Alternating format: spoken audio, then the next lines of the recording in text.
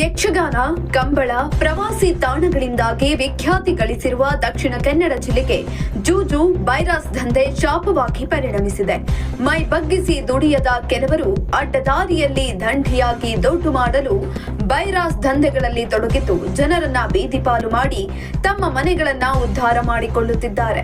ಅಮೃತವು ಹಿಂದಿನಿಂದಲೂ ಈ ಜೂಜುಕೋರರ ಬಗ್ಗೆ ಎಚ್ಚರಿಸುತ್ತಲೇ ಬಂದಿದ್ದು ಇದೀಗ ಎಚ್ಚೆತ್ತಿರುವಂತೆ ಕಾಣುತ್ತಿದೆ.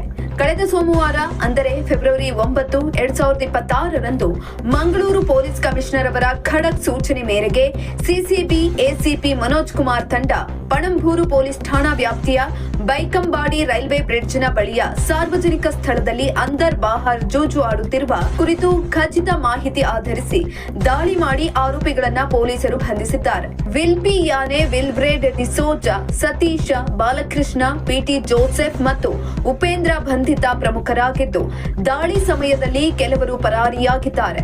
ಬಂಧಿತರಿಂದ 17,120 ರೂಪಾಯಿ ಹಣ, 52 ಇಸ್ಪೀಟ್ ಎಲೆಗಳು, 2 ಸ್ವಲ್ಪ ಉರಿದ ಕ್ಯಾಂಡಲ್, 4 ಮೊಬೈಲ್ ಮತ್ತು ನೆಲಕ್ಕೆ ಆಟಕ್ಕಾಗಿ ಹಾಸಿದ ನೀಲಿ ಬಣ್ಣದ ಟಾರ್ಪಲ್ ಅನ್ನ ಪೊಲೀಸರು ವಶಕ್ಕೆ ಪಡೆದು ಆರೋಪಿಗಳ ವಿರುದ್ಧ ಪ್ರಕರಣ ದಾಖಲಿಸಿಕೊಂಡು ಮುಂದಿನ ಕಾನೂನು ಕ್ರಮವನ್ನ ಕೈಗೊಂಡಿದ್ದಾರೆ.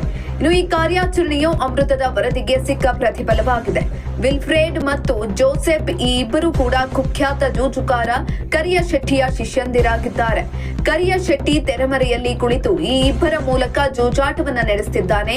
ಈ ಬಗ್ಗೆ ಅಮೃತವು ಅನೇಕ ಬಾರಿ ಪತ್ರಿಕೆ ಹಾಗೂ ಚಾನೆಲ್ನಲ್ಲಿ ಸುದ್ದಿಯನ್ನ ಬಿತ್ತರಿಸಿದೆ. ಅಷ್ಟೇ ಅಲ್ಲ, ಈ ವಿಲ್ಫ್ರೇಡ್ ಮತ್ತು ಜೋಸೆಫ್ನ ಈ ಬಗ್ಗೆಯೂ ಅಮೃತವು ನಿಖರವಾದ ಮಾಹಿತಿಯನ್ನ ನೀಡಿತ್ತು.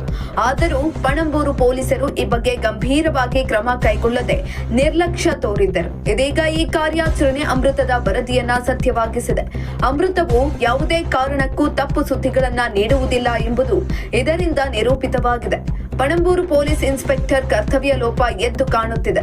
ತಮ್ಮ ಕಣ್ಣಳತೆಯ ದೂರದಲ್ಲೇ ಜೂಜಾಟ ನಡೆಯುತ್ತಿದ್ದರೂ ಈ ಬಗ್ಗೆ ಅಮೃತವು ಎಷ್ಟೇ ಎಚ್ಚರಿಸಿದ್ರೂ ನಿದ್ದೆ ಮಾಡ್ತಾ ಇದ್ರು.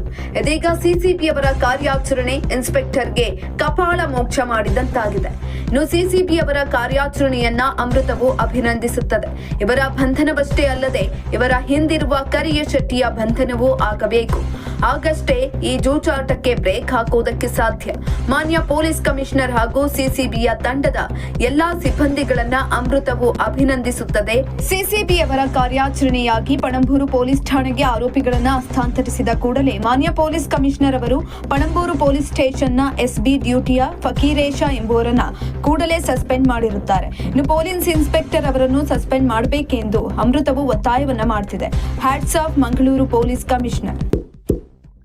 ಇಂತಹ ಇನ್ನಷ್ಟು ವಿಡಿಯೋಗಳಿಗಾಗಿ ಲೈಕ್ ಮಾಡಿ, ಫಾಲೋ ಮಾಡಿ, ಶೇರ್ ಮಾಡಿ.